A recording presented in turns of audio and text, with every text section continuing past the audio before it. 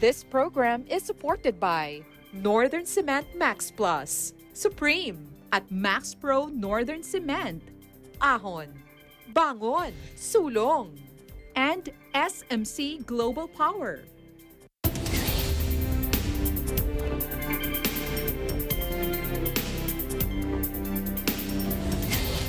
Good evening, I'm Alma Angeles, and you're watching Eagle News International. Good evening, Eliza. Good morning to your part of the world. Good evening, Alma. Eliza Manglekmot from Washington, D.C. On tonight's headlines. At least 12 people have died in the strongest typhoon to hit the Philippines this year as the storm uprooted trees, toppled power poles, and destroyed buildings. At least 24 people were killed after a blaze gutted a mental health clinic in a commercial building in the Japanese city of Osaka, with police reportedly considering the incident a possible arson. Dennis Liu will give us the details. And Miss World 2021 finale has been temporarily postponed after several contestants tested positive for COVID-19. The United States on Thursday unleashed a volley of actions to censure China's treatment of the Uyghur minority, with lawmakers voting to curb trade and new sanctions slapped on the world's top consumer drone maker.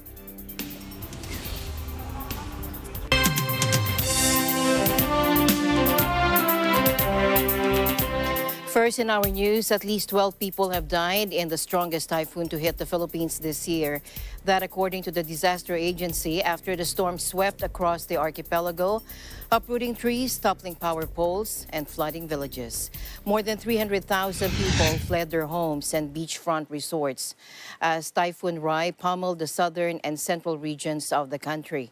It knocked out communications in some areas and tore off roofs of buildings. Rai was a super typhoon when it slammed into Siargao Island on Thursday, packing maximum sustained winds of 195 kilometers an hour. On Friday, wind speeds eased to 150 kilometers an hour, according to Pagasa. Siargao Island is heavily damaged, according to Ricardo Halad, Executive Director of the Disaster Agency, in a briefing. Communications were still down in Siargao, which took the brunt of the storm. Scores of flights were canceled across the country and dozens of ports temporarily closed as the Weather Bureau warned several meter-high storm surges could cause life-threatening flooding in low-lying coastal areas. People began clearing fallen trees, branches, and debris from roads as cleanup efforts and relief operations got underway in areas hit by the typhoon. Rai, locally named Odette, is hitting the Philippines late in the typhoon season. Most cyclones typically develop between July and October, and scientists have long warned that typhoons are becoming more powerful and strengthening more rapidly as the world becomes warmer because of human-driven climate change.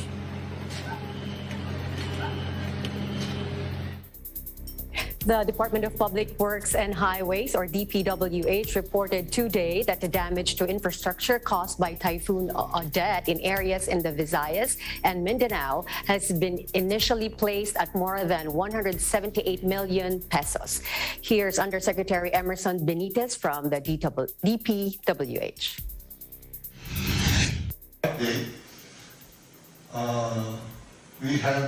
We estimate about 178.4 million already in damages to our structures.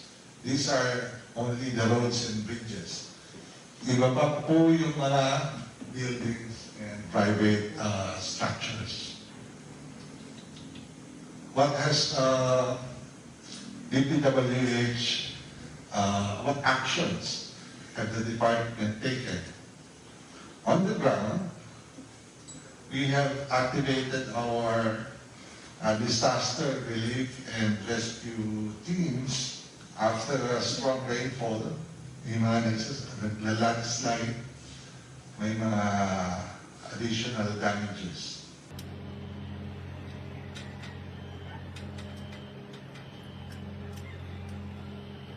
4 road sections have limited access, 1 in northern Mindanao and 3 in Caraga, due to flooding and fallen trees. All other national roads and bridges in other affected regions are passable to all types of vehicles. On the other hand, Bureau of Maintenance Director Ernesto Gregorio Jr. says the necessary equipment has been deployed to the affected areas as they prepare for clearing operations. Describing Typhoon Rai as one of the most powerful typhoons to ever hit the southern Philippines, the International Federation of Red Cross said the storm had torn houses to pieces, smashed villages, and left several towns underwater. Meanwhile, Pagasa said the weather in areas of the Visayas and Mindanao where Typhoon Odette passed through is now improving. Pagasa also said they're now monitoring most of Palawan, which is experiencing heavy rains due to Odette. Also affected are western Visayas and the rest of southern Luzon. Let's listen in. Kung mapapansin nga natin, yung general movement niya is westward, tumawid ng Caraga region, natitirang bahagi pa ng Visayas, at nandito sa may parteng Sulusi. Within the next 24 hours, nakikita natin na westward pa rin po yung movement. Tatawirin sa hapon ang northern and central portions of Palawan. Then pagsapit ng gabi hanggang sa umaga ay nasa may West Philippine Sea na ito. Pagsapit naman po ng umaga hanggang sa tanghali ay lalabas na rin ito ng Philippine Area of Responsibility. Pero nakikita natin na within 24 hours ay malakas pa rin po ito, isang ganap na typhoon pa rin, at paglabas pa lamang ng PAR, doon pa lamang po hihina bilang isang storm. Ito naman yung ating mga tropical cyclone wind signals as of 11 in the morning. 3 lugar ang meron pa rin pong signal number 3. Kabilang na dyan ang northern portion of Palawan, including Cuyo and Cagayan-Silio Islands, southern portion of Iloilo at southern portion of Antique. So meron tayong mga destructive typhoon force winds sa mga susunod na oras.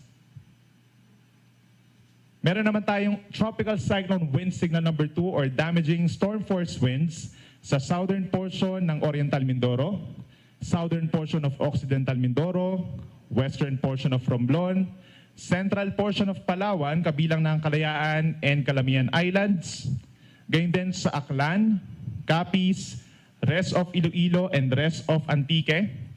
Guimaras, meron din tayong signal number 2, Negros Occidental, at ang northern and central portions of Negros Oriental. Signal number 1 naman, sa marami pa ring lugar, kabilang na dyan ang Masbate, kabilang Antigua and Burias Islands, Marinduque, southern portion of Quezon, ang natitirang bahagi ng Mindoro, kabilang na ang Lubang Island, rest of Occidental and Oriental Mindoro, rest of Palawan, particularly yung southern part. Dito rin po sa rest of Romblon, buong Batangas, signal number 1 tayo. Maging sa Cebu and Bohol, signal number 1 na lamang. Biliran, western portion of Leyte, western portion of southern Leyte, buong Siquijor, signal number 1. At sa Mindanao, ito na lamang pong northern portion ng Zamboanga del Norte at Misamis Occidental ang signal number 1. So ano nga bang inaasahan nating mga pag-ulan ngayong araw? Meron pa rin po tayong heavy to torrential na mga pag-ulan dito sa Western Visayas, Palawan, and Negros Oriental, specifically dito sa may Panay Island ngayong hanggang tanghali. Then sa Palawan po, magsisimulang lumakas pa rin yung mga pag-ulan hanggang sa mamayang gabi.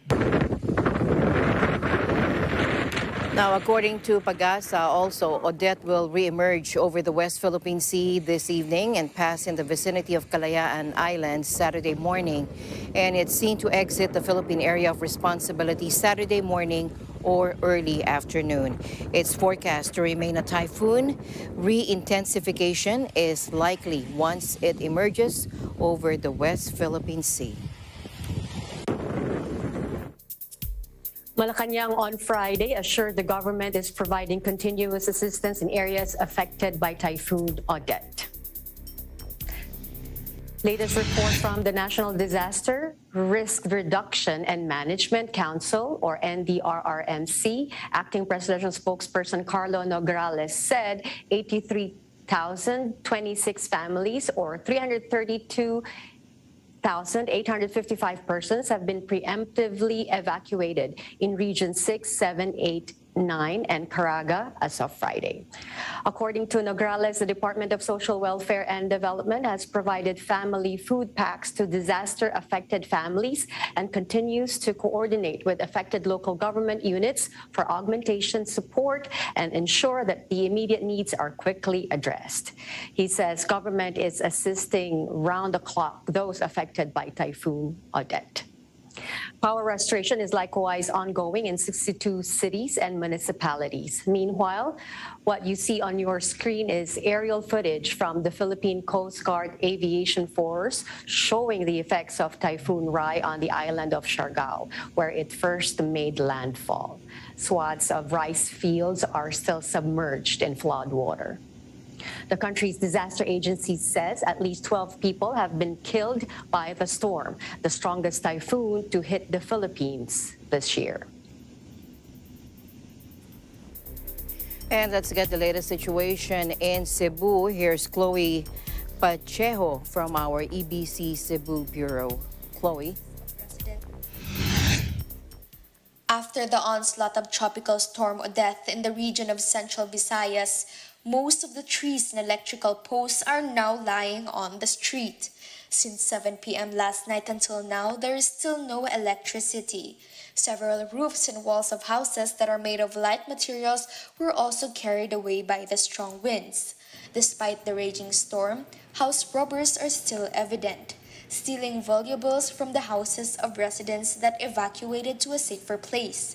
Residents are currently finding a way to get a hold onto water and electricity supply. Mactan Airport is also currently closed to aircraft operations today, December 17. This closure may be extended or the airport will be open for early pending evaluation of damage to structures and air operation instruments. 2 commercial aircrafts were said to be on the ground in Mactan when the super typhoon hit, an Airbus A320 and a Boeing 787. Those 2, as well as the smaller private aircraft, were subject to super typhoon winds, and they have been damaged according to Click by Kit. Before Mactan Airport went off air last night, its last weather transmissions were wind gusting up to 166 kilometers per hour. This is Chloe Pacheco for EBC News. We live in interesting times. 8 people in northern Iraq died Friday in flash floods caused by torrential rains in Arbil, capital of the autonomous Kurdistan region. This according to its provincial governor Ahmed Kashnau. In a country dealing with severe drought, many were caught by surprise and drowned as powerful storm waters began surging into their homes before dawn. The provincial governor said the floods began at 4 a.m. and have left 8 dead, including women and children. Authorities called on residents to stay at home unless necessary, warning that further rain was expected with fears for more floods. Iraq has been hit by a succession of extreme weather events. It has endured blistering temperatures and repeated droughts in recent years, but has also experienced intense floods, made worse when torrential rain falls on sun-baked earth. Hard ground compounded by vegetation loss means the earth does not absorb water as quickly, and when storms hit, they become flash floods. Experts have warned that record low rainfall compounded by climate change are threatening social and economic disaster in war-scarred Iraq.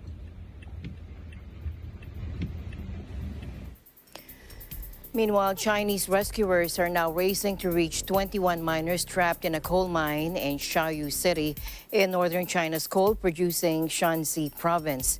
Authorities say authorities vowed to crack down on illegal digging operations, which have spiked amid price surges for the fossil fuel.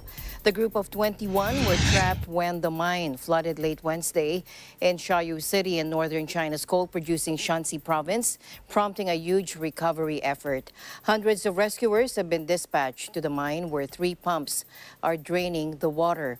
State broadcaster CCTV said a narrow and concealed entrance to the illegal mine had hampered rescue efforts, as well as a lack of proper map of site. Rescuers managed to lift 10 miners to the surface by late afternoon as efforts to save the remaining 11 continued. 7 suspects have been detained over the accident, and police said they were searching for others, including the mine's owner, reportedly a local villager who fled after the accident. China generates about 60% of its energy from burning coal and had ramped up output in recent months to ease an energy shortage that had caused power cuts and forced factories to close.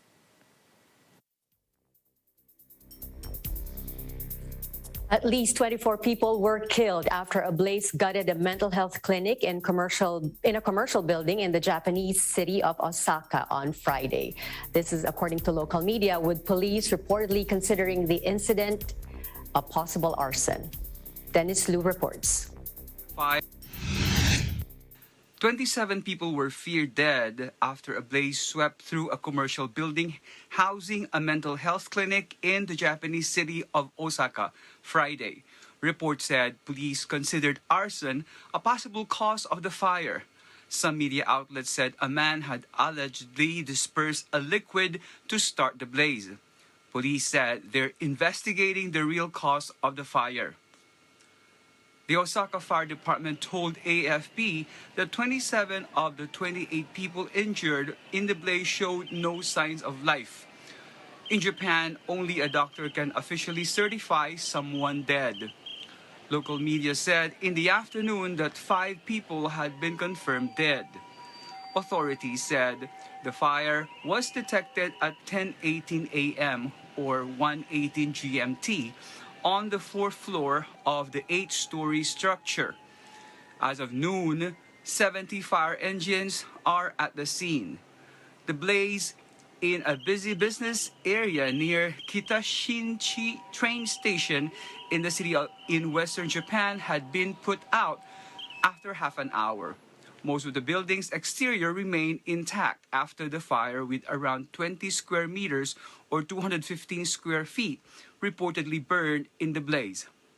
Osaka, a major economic hub, is Japan's second biggest metropolis after the Greater Tokyo region. Deadly fires are unusual in Japan, which has strict building standards, and violent crime is also rare. This is the latest for now. Reporting from Tokyo, Japan, this is Dennis Liu.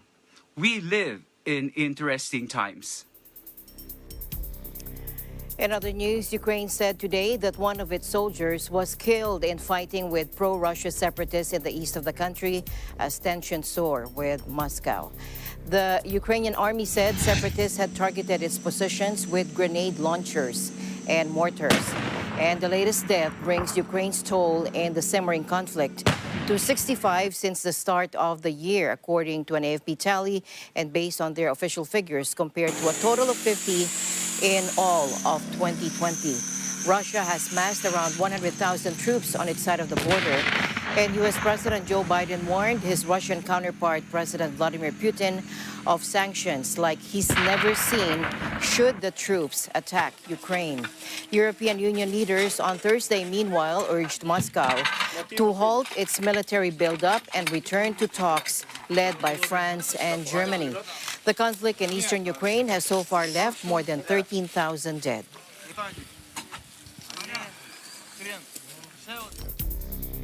The United States on Thursday unleashed a volley of actions to censure China's treatment of the Uyghur minority, with lawmakers voting to curb trade and new sanctions slapped on the world's top consumer drone maker. The U.S. Senate unanimously voted to make the United States the first country to ban virtually all imports from China's Xinjiang region over forced labor concerns. Let's listen in. In China, even as I speak to you now, human beings working as slaves because of their ethnicity and their religion, Uyghur Muslims, are in factories making products that people will buy this holiday season and throughout the year. I think it would be shocking to most Americans. I think it would be shocking to all of us to know that even as I stand here now, there are products in this very chamber in the Senate that were touched by and made by the hands of slaves. It is a horrifying human rights situation. After prolonged negotiations to secure its passage, Rubio lifted objections and the Senate confirmed veteran diplomat Nicholas Burns as ambassador to China. Burns, a former ambassador to Greece and NATO, has described China as an aggressor and denounced the genocide of the Uyghurs, but also expressed a willingness to cooperate on issues such as climate change. Rights experts, witnesses, and the U.S. government say more than 1 million Uyghurs and other Turkic-speaking Muslims are incarcerated in camps in an effort to root out their Islamic cultural traditions and forcibly assimilate them into China's Han majority. Beijing describes the sites as vocational training centers and says it is seeking to reduce the allure of radical Islam following deadly attacks. Washington has described the campaign as genocide and, along with Australia and Britain and Canada, planned a diplomatic boycott of the Beijing Winter Games next year over the issue.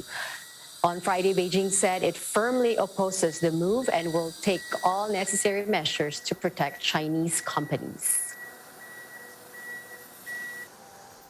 In response, Beijing slammed the new U.S. sanctions and said it will take all necessary measures to protect Chinese companies after Washington announced a volley of actions to censure China's treatment of the Uyghur minority. Here's Foreign Ministry spokesman Wang Wenbin. 如果美方泛化国家安全概念，捏造各种借口，滥用出口管制措施，无理打压中国机构和企业，已经到了歇斯底里、不择手段的地步。美方的行径严重破坏市场经济原则和国际经贸规则，严重损害中国机构和企业的利益。中方对此强烈不满，坚决反对。我们敦促美方立即纠正错误。中方将采取一切必要措施，坚决维护中国机构和企业的合法权益。我们会及时发布。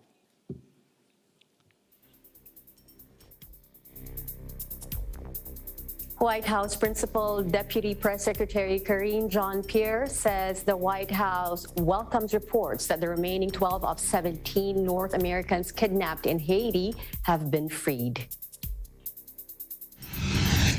So we welcome reports that they are free and getting the care that they need after their ordeal, clearly.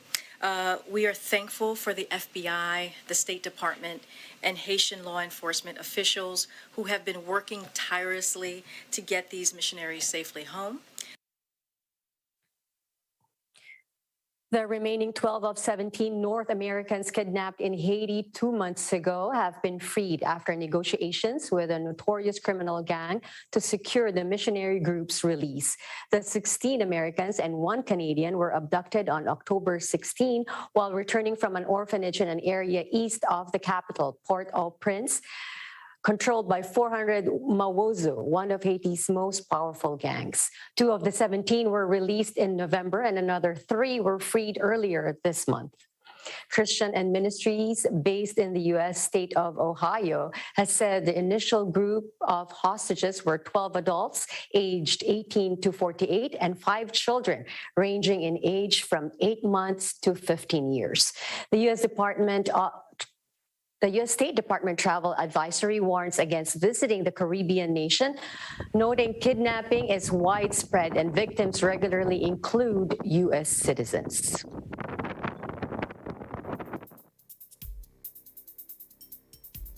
The news continues here on Eagle News. Eliza and I will be back right after this break.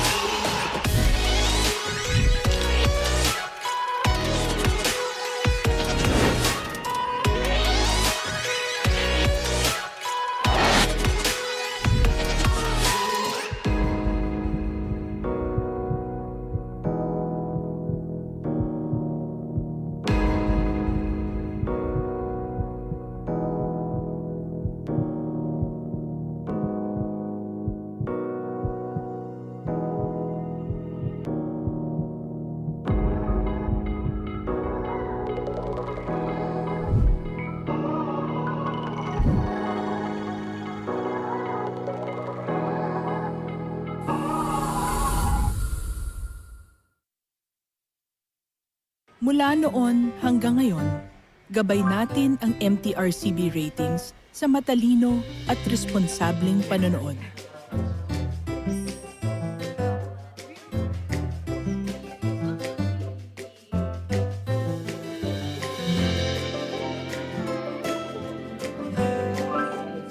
Sa tamang pagsunod sa MTRCB ratings, ginagawa nating ligtas at makabuluhan ang panonood ng bawat miyembro ng pamilyang Pilipino. Lumipas man ang panahon, hanggang may pamilyang Pilipino, andyan ang MTRCB.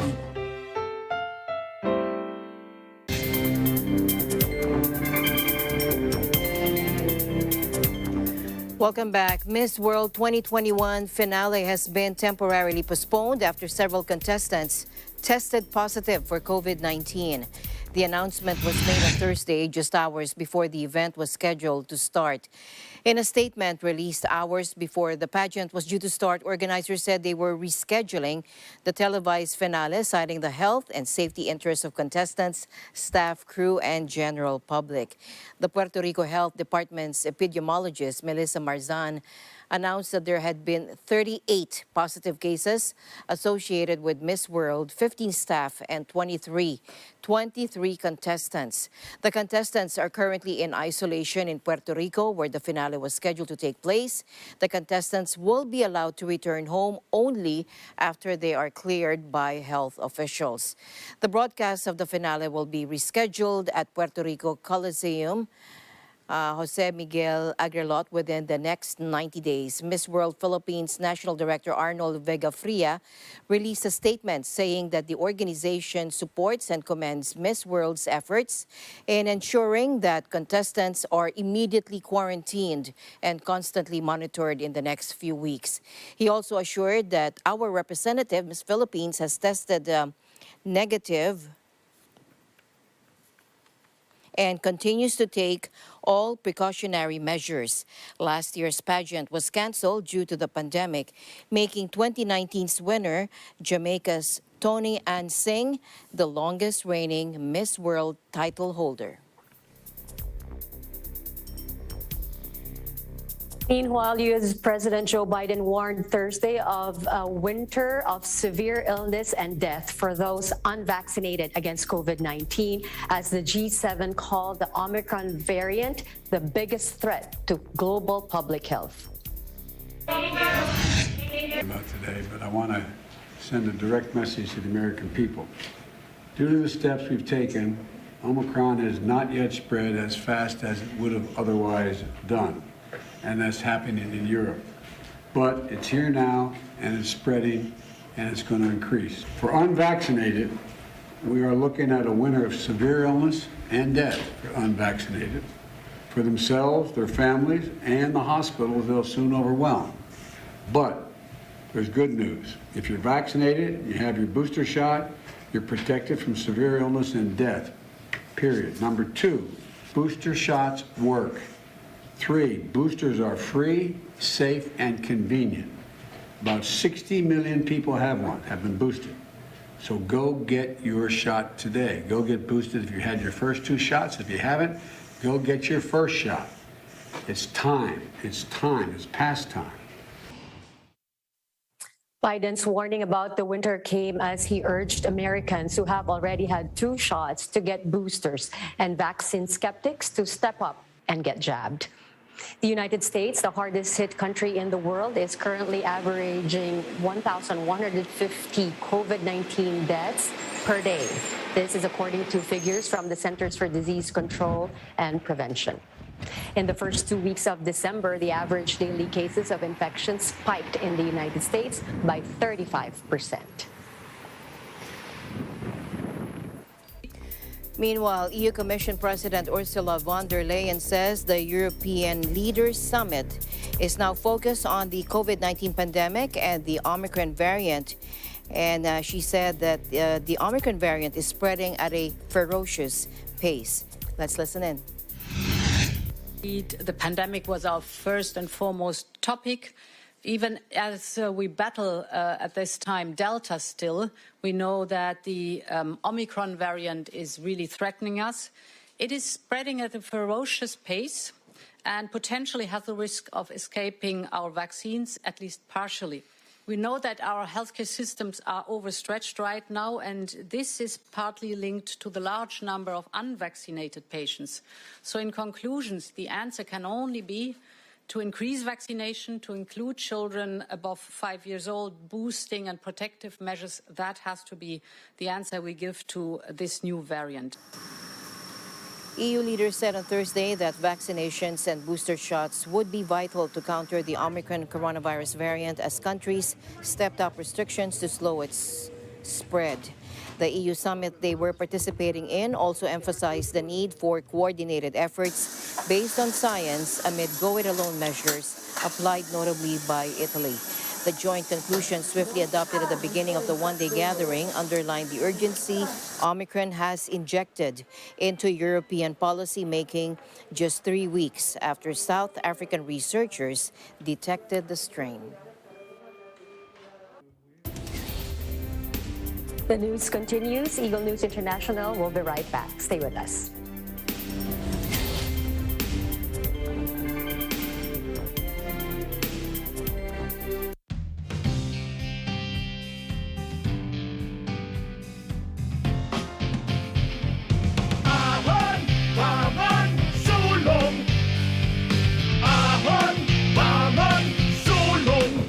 Pangarap ng bawat Pilipino, hangarin ng Northern Cement. Ahon! Bangon! Sulong! Pinalaki ng Northern Cement ang kapasidad ng kanilang planta para steady ang supply ng sementong tigasin. Northern Cement Max Plus, Supreme at Max Pro. Ahon! Bangon! Sulong! Alam namin ang iyong pagsisikap. Dama namin ang iyong mga sakripisyo. Kita namin ang pagharap mo sa bawat pagsubok. Kaya sa kabila ng mga hamon ng buhay, nandito kami para umalalay. Kasi katulad mo, gusto rin namin ang magandang bukas para sa kanya. Hatid namin ang dekalidad na edukasyon at makabagong pasilidad sa abot kayang halaga. Kaya huwag ka na mangamba. Sasamahan ka namin tuparin ang mga pangarap niya.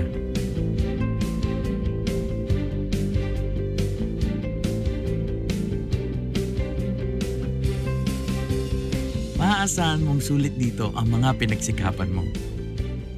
Sa aming mga makabagong pasilidad at sistema ng edukasyon. May lalabas natin ang aking talino at mga kakayahan niya. Kahit sa munting halaga, makakasiguro ka na makakasabay siya sa mabilis na pag-ikot ng mundo. Sa New Era, karamay mo kami sa bawat hamon. Kaagapay mo kami sa bawat hakbang. Kasama mo kami sa bawat ngiti at tagumpay.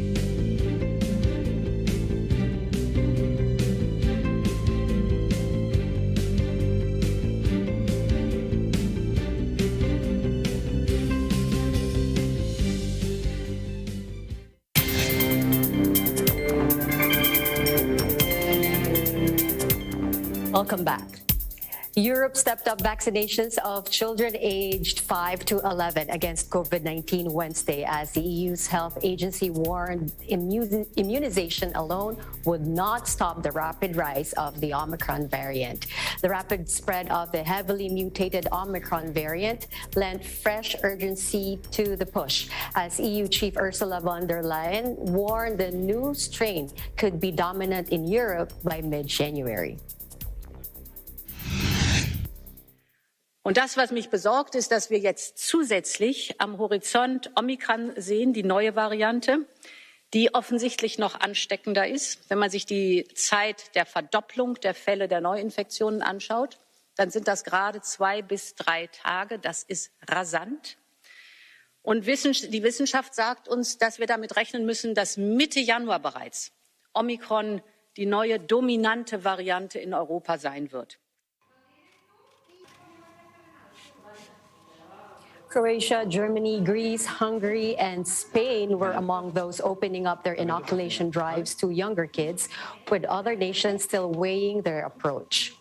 Even as children lined up to get jabs, the EU health agency ECDC said measures like mask wearing, distance working, and the prevention of crowds were essential to reduce the burden on healthcare systems in the time available, with vaccines alone taking too long. Denmark, which has seen a surge in cases attributed to the new Omicron variant, and some Austrian regions already began offering jabs to younger kids in November. The U.S. was the first large country to take the plunge and has so far vaccinated more than 5 million children in the 5 to 11 age bracket. To Canada now, where the government of Ontario has announced stricter COVID guidelines in response to the new Omicron variant. Here's Yolanda Aspiras for the details. The Government of Ontario in Canada has announced changes in its public health guidelines. These include stricter proof of vaccination requirements and more enhanced safety measures in preparation for the winter season. This is also in response to the Omicron variant within the province. Despite its previous plan to begin lifting restrictions in the new year, the province will delay this to continue reviewing public health trends beyond January 17, 2022. In connection to this, Ontario has begun the administration of COVID booster shots to eligible categories. Canada's Chief Public Health Officer, Dr. Theresa Tam, says due to the rapid rate of Omicron transmissions within Canada, it has replaced Delta as the dominant COVID-19 variant, with the possibility of a higher transmissibility rate. Dr. Tam underscores the importance of following health measures, getting booster shots, and calls on those unvaccinated to follow public health advice and receive their COVID-19 vaccine. In Toronto, Yolanda Aspiras, Eagle News. We live in interesting times. Thanks, Yolanda. British Prime Minister Boris Johnson on Friday suffered a crushing by-election defeat in a constituency never previously lost by his Conservative Party, a result which raises serious questions about his leadership. His party won the seat in North Shropshire, Central England, by a massive majority in 2019, but the Liberal Democrats won Thursday's poll by nearly 6,000 votes in a result that will intensify the mutinous mood among Conservative MPs. Winning candidate Helen Morgan said that voters had sent a message loudly and clearly to Johnson that the party's over. Let's listen in. Tonight, the people of North Shropshire have spoken on behalf of the British people. They've said loudly and clearly, Boris Johnson, the party is over. Your government, run on lies and bluster, will be held accountable. It will be scrutinised, it will be challenged, and it can and will be defeated. Across the country, the Liberal Democrats are taking on the Conservatives and winning. In rural Shropshire today, just like in Buckinghamshire in June, we have won the support of the people who have always voted Conservative and people who have always opposed them. These are testing times for our country. Our NHS, as we know too well here in Shropshire, is teetering on the brink. Our rural economy is in a precarious state with people's livelihoods at risk. Our country is crying out for leadership. 57-year-old Johnson was already reeling after roughly 100 of his MPs rebelled in Parliament Tuesday against the government's introduction of vaccine passes for large events. The UK leader's authority has also been clobbered repeatedly in recent weeks by claims of corruption and reports that he and his staff broke coronavirus restrictions last December 25. Weeks of bad headlines turned what would normally be a routine victory in the safe rural seat, won by 23,000 votes just 2 years ago, into a shattering defeat of almost 6,000 votes. While surging virus cases have added to a sense of crisis, the government reported the 89,000 new infections Thursday, the second consecutive record daily tally. A U.S. government-appointed panel of medical experts unanimously recommended mRNA COVID vaccines made by Pfizer and Moderna over Johnson & Johnson's shot in light of its weaker protection and greater risks. The recommendation officially steers the public away from J&J's drug, which was initially praised because it could be stored at fridge temperature and offered good efficacy against earlier strains of the coronavirus after just one shot. But evidence later emerged linking it to a rare form of clotting, particularly among women of childbearing age, causing authorities to briefly halt and then resume its use in April. This week, the Food and Drug Administration found the rate of this effect was higher than previously thought and not confined to females. Preliminary lab testing data has also suggested the jab offers very little protection against the Omicron variant, at least against infection. At least 9 people have died from clotting with low platelets or thrombosis with thrombocytopenia syndrome or TTS as of December 9, with around 16 million doses of the vaccine administered, according to the new data released by the CDC. The greatest risk were seen in women aged 30 to 49, where the rate of TTS was around 1 in 100,000. Messenger RNA or mRNA vaccines teach our cells how to make a protein that triggers an immune response. Meanwhile, 2 shots of Pfizer's COVID vaccine offers around 70% protection against severe disease from Omicron. This is according to Dr. Ron Whelan, head of the Discovery of COVID-19 Task Team in South Africa. The emergence of the highly mutated variant, first detected in South Africa last month, sparked fears that it could cause severe disease, be more contagious, or could evade vaccines. Variant. This is a very big study and includes 211,000 PCR test results. What we've done then is we've done what's called a clinical twin study, where we've compared our clients who are vaccinated to our clients who are unvaccinated and looked at the outcomes both in terms of infection, hospital admission, and in fact death. The study indicated that there has been a reduction in the effectiveness of the 2-dose Pfizer vaccine against general protection of infection. So it seems to provide 33% protection against infection, whereas previously in South Africa, and the previous variant was the Delta variant in South Africa, it provided close to 80% protection against infection. So quite a significant reduction in protection against infection, but 70% protection against severe disease and hospitalization in the context of Omicron, which is highly transmissible. I think we are very satisfied with, and I think it bodes well for the Omicron outbreak globally, that vaccines are still providing that level of protection against severe disease, which is what they were designed for. The study also showed that rates of severe disease had been lower during the early phase of the country's Omicron wave than during the same period in previous surges. The study has not been submitted for peer review. And infection rates are soaring across South Africa as a result of the Omicron variant of the coronavirus. But health officials say fewer people have died or required hospital treatment compared to previous waves of COVID. Let's listen in. News. I mean, I think the good news is what we are seeing in South Africa is a much milder course of disease. So what we're seeing is lower rates of hospital admission. So on average, we're seeing 29% less severity of disease compared to prior variants, and that is very, very good news.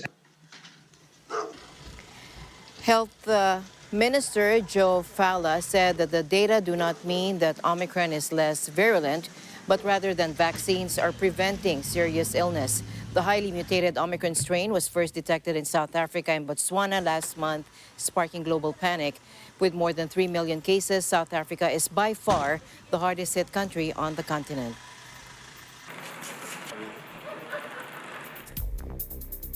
Now, some good news from the Democratic Republic of the Congo, now where a deadly Ebola outbreak has been declared officially over in the country's northeast.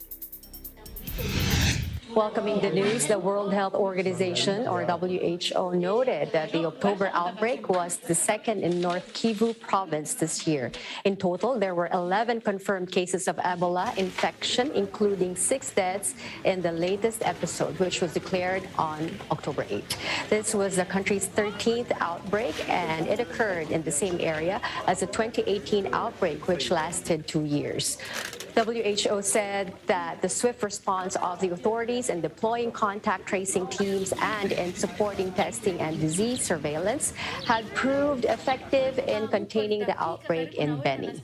The UN agency's role included sending experts, supplies, and funds to help contain the outbreak.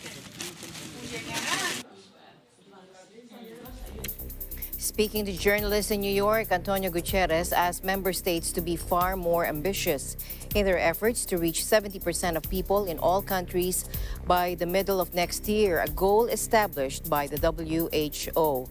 The Secretary General also denounced lopsided recovery efforts that are accelerating inequalities and increasing stresses on economies and societies. Let's listen in. COVID-19 is not going away. It is becoming clear that vaccines alone will not eradicate the pandemic. Vaccines are averting hospitalization and deaths for the majority who get them and slowing the spread. But transmissions show no sign of letting up. And this is driven by vaccine inequity, hesitancy, and complacency. At current rates, Africa will not meet the 70% threshold until August 2024. So vaccine inequity is giving variants a free pass to run wild, ravaging the health of people and economies in every corner of the globe. We cannot defeat the pandemic in an uncoordinated way. Inflation here in the United States and in many other countries has risen to a 40-year high, and we see it growing elsewhere. As the US Federal Reserve indicated just yesterday, interest rates will rise with it. And that will place even greater fiscal constraints on the countries that need help the most. Defaults will become inevitable for lower-income countries that already bear much higher borrowing costs. And the need to service an ever-mounting and more expensive debt will leave developing countries with little fiscal space for recovery, job creation, climate action, reimagining education and reskilling and training workers, and so much more. It is time to clearly assume the need for reform of the international financial system. Everything I have described today reveals 2 governance failures that are also 2 moral failures.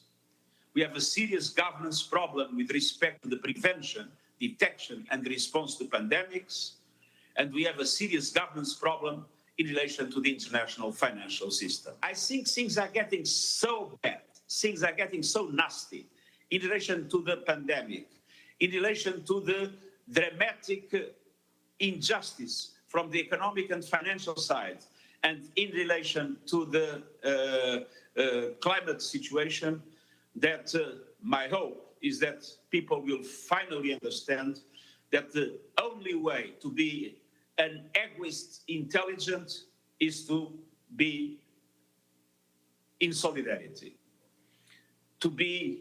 Not to be in solidarity is a stupid form of egoism.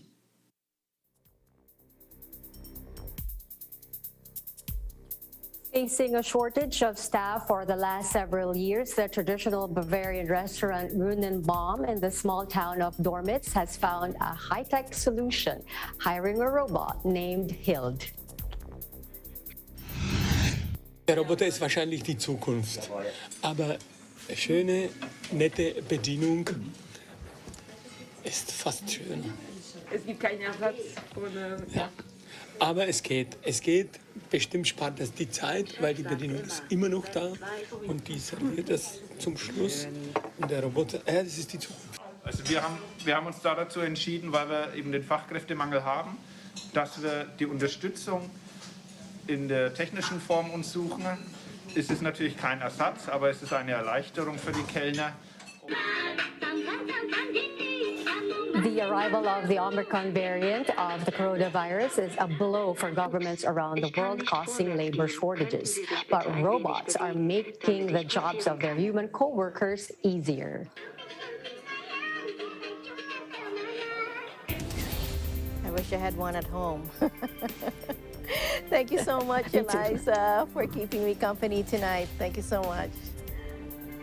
Thank you to Alma, and that's it for tonight's broadcast. Thank you for joining us. Eliza Gonzalez Manglikmod. See you back tomorrow.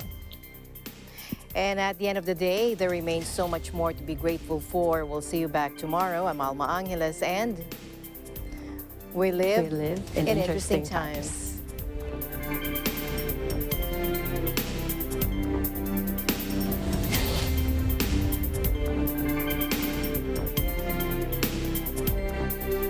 This program is supported by Northern Cement Max Plus, Supreme at Max Pro Northern Cement, Ahon, Bangon, Sulong, and SMC Global Power.